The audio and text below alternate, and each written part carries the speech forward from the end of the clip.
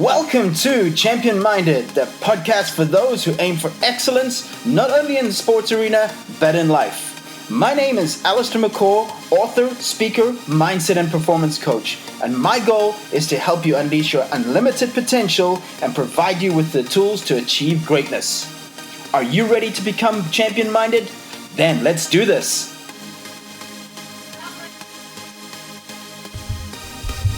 Hey everybody, welcome to Champion Minded. Thanks for joining me this week. I'm Allistair, your host. I'm just in the door from Cincinnati, Ohio, where this weekend I was at the U.S. Junior Olympic National Gymnastic Championships, and I thoroughly enjoyed it. Gymnastics is always a sport that I've had a huge respect for. In fact, it's probably the number one sport that I recommend all parents to start their kids in, regardless if they go on with it to a higher level. But it definitely is a sport that teaches amazing athletic skills, but also important life skills. So if you have a young kid and you're wondering what the best sport or best activity to get them involved in, it would definitely be gymnastics. Ballet is another one, which is a big one, but something that really teaches body awareness and of course provides the social skills, and that is what gymnastics provides. I'm going to chat a little bit about the observations on the Sunday when I watched some of the best gymnasts in the United States perform. Obviously a lot of college recruiters there as well, some of the big guns, LSU, UCLA, Alabama, Oklahoma, some really great colleges there in attendance.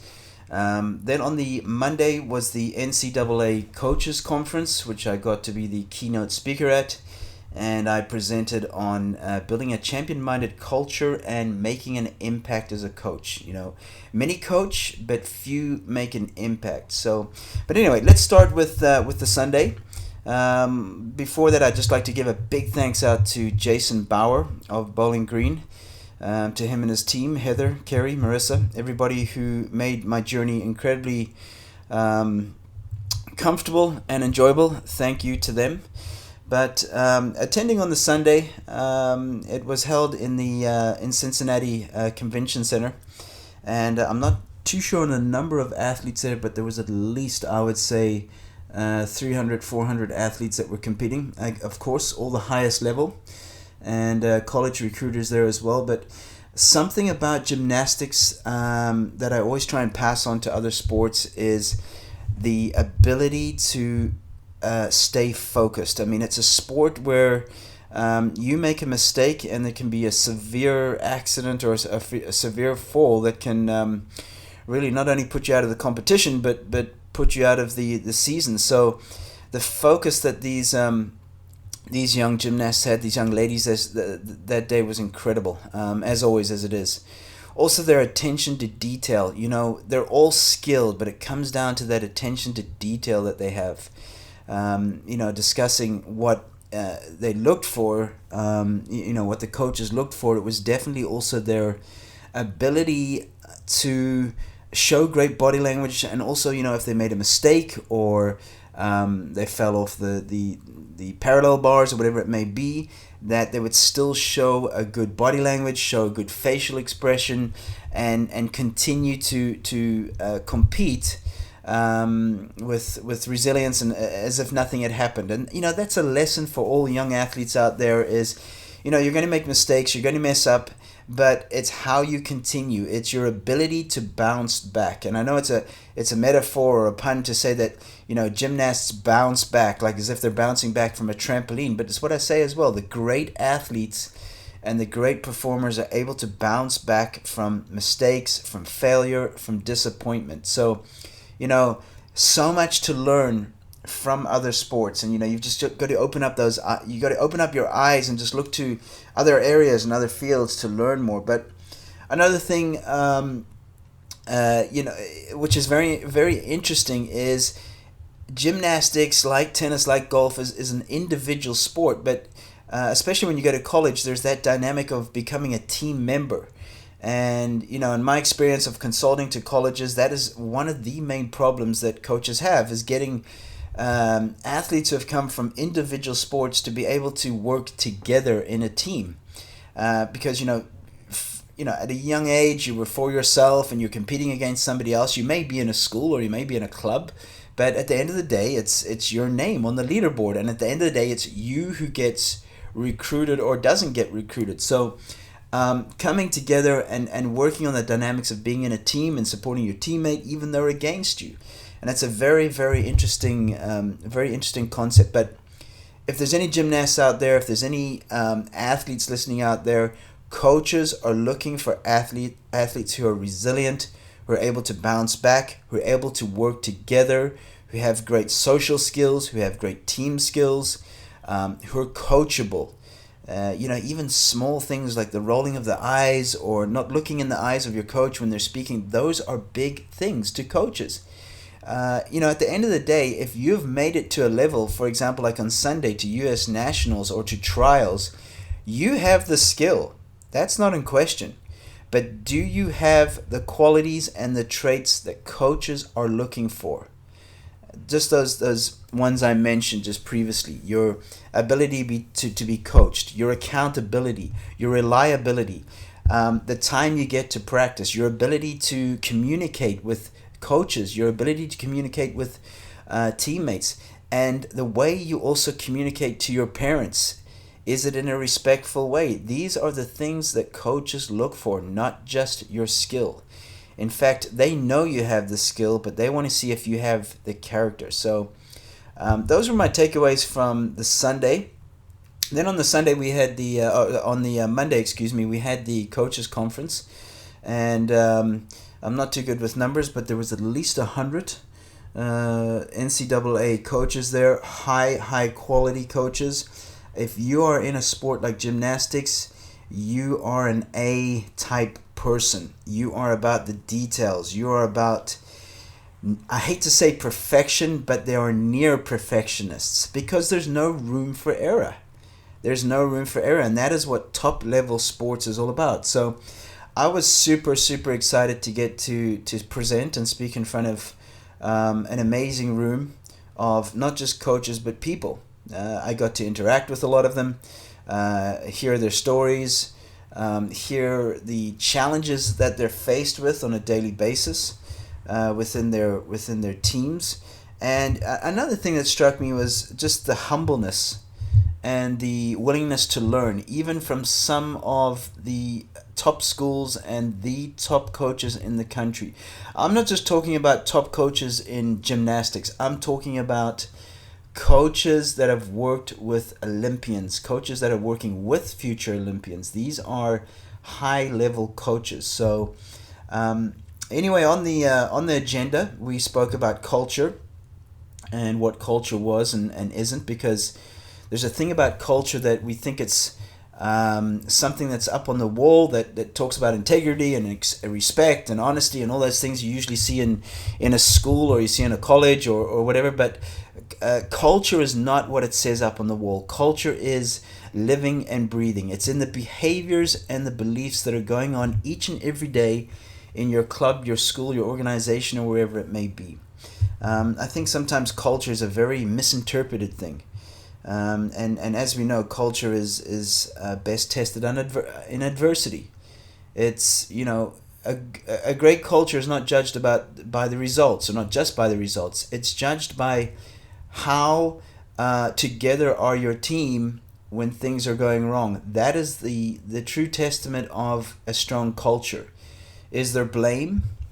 Are there people making excuses, pointing fingers, or is there a togetherness? Does everybody come together and work to the greater good and say, right, we're going to sort out our problems, we're going to communicate well, and we're going to improve our culture. Another point we brought up was behind every great culture lies an attitude of gratitude. And that's an incredibly important thing, is start with gratitude. And in the conference we started by actually writing down what we're grateful for. And that already puts you in a place of mindfulness, awareness, kindness, things that are so important, not just in coaching, but in leadership and life. what else did we go through? We went through obviously the culture killers in a culture, what impacts culture in a negative way, and then we went on to what a impactful coach does, and there I discussed the 6 C's of impacting as a coach. And one of the things I asked the coaches to do was to think back on all the coaches they've had in their career and try make an estimate number, rough number. And this is what you can do right now, listeners out there, is think about all the coaches you've had in your career. As a kid, growing up in sport, in athletics. Now, put out a number of how many of those coaches really impacted your life. All right, so if you had 30 coaches, out of how many of those coaches impacted your life?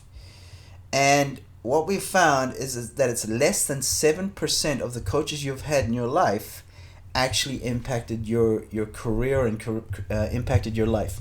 And then I asked them to write down 2 things of why those coaches had made an impact in their life. So that was another incredibly interesting exercise also for coaches to see if they were doing those things as well with their athletes and their players. So that was another thing. And then some of the surveys I led in terms of in the coaching and player and sports industry was the 4 standouts I've discovered in some of the best leaders and coaches. And that's been from my journeys of visiting large organizations, corporates, sports teams, federations, colleges, of 4 qualities that stood out in the best leaders and coaches. And here, the main one that stands out there is that they are building relationships. They are relationship builders. They get to know their team, their players, everybody under that roof on a personal basis. They care for them as a person first, not as a player or an athletic trainer or an athletic director, whatever it may be, but they build meaningful relationships, and that takes time. That takes building up trust.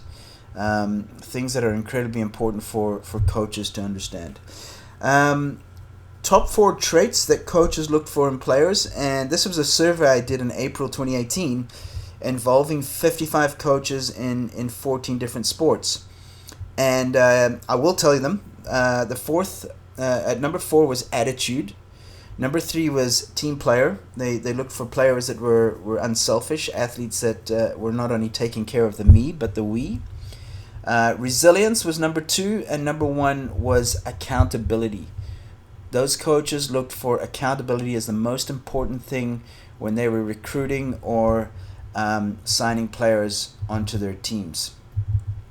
So those were a few things that we discussed at the conference, at the gymnastics conference with the NCAA coaches. Like I said, amazing group of people, high-level achievers, incredibly passionate about what they do, and also just also coaches that are just 100% committed to their teams and to getting better. So, when you're in an environment like that, it just inspires you. I go there to speak, obviously, as a keynote speaker, but I'm inspired by these kind of coaches and these people. They are making not only better athletes, but better people in life. And that is what impacting in coaching is all about. Impacting lives and not just athletes or players. So that's it for this week. A little brief review, should I say, of my weekend in Cincinnati with the U.S. Gymnastics Junior Olympic Championships and the NCAA Coaches Conference on Monday. Again, a big thanks to everybody who came out. A big thanks to those who have emailed me with feedback and appreciation for the weekend. And if you haven't checked out and just a gymnastics meeting, regardless of what sport or industry you're in, I highly recommend it. You're going to learn more in that environment than in, I believe, 90% of the sports environments. There is so much to learn there. So anyway, until next time, I appreciate you joining me. And as always, remember, you were made for greatness. Now go do the work. Until next time, stay champion-minded, my friends.